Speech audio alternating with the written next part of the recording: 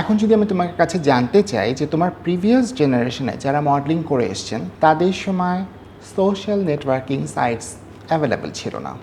তাদের জন্য একটা ছবি ধরো কোনো একটা শোরুমে কোনো একটা ব্র্যান্ডের আউটলেটে ছোটো করে লাগানো, ওটাই অনেক বড় একটা অ্যাচিভমেন্ট। আগের জেনারেশন থেকে তোমাদের জেনারেশনে এই প্রিভিলেজটা বেশি ছিল যে খুব তাড়াতাড়ি নোন হওয়া যায় বা খুব তাড়াতাড়ি নিজেকে পরিচিত করা যায়। তো সেই ক্ষেত্রে তোমার মনে হয় না যে প্রিভিয়াস জেনারেশন বঞ্চিত, নাকি তোমার মনে হয় যে তোমরা এক্সট্রা বেনিফিটেড? আমাকে মাফ করবেন যদি ভুল হয়ে থাকে।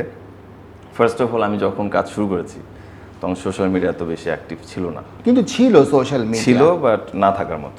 আমাদের সময় সোশ্যাল মিডিয়াই ছিল না। আই নো, আপনারা তো ডাইনোসর যুগের।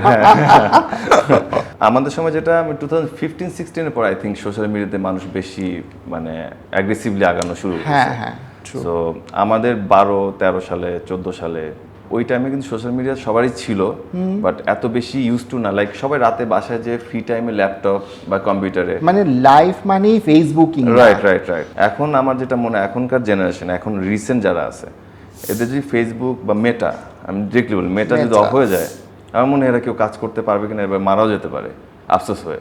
কারণ এরা প্রত্যেককে না মানে সোশ্যাল মিডিয়া বেসড। হ্যাঁ, মানে এদের ছবি দেখবেন, এদের সোশ্যাল মিডিয়ার পোস্ট দেখবেন, একটা কিছু না অনেক বদার, আল্লাহ এই টাইমে দিব মানুষ দেখবে, ওই টাইমে দিব না মানুষ দেখবে না, আমার মানুষকে বেশি ভাইরাল করাতে হবে, মানে এদের টেন্ডেন্সি ডিফারেন্ট।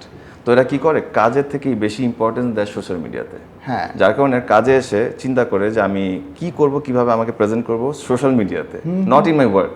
হ্যাঁ, এবং ওইটাই আসলে বর্তমান যুগে মানুষটা একটু বেশি, মানুষ এগুলো ফেক জিনিসগুলো পছন্দ করে বেশি।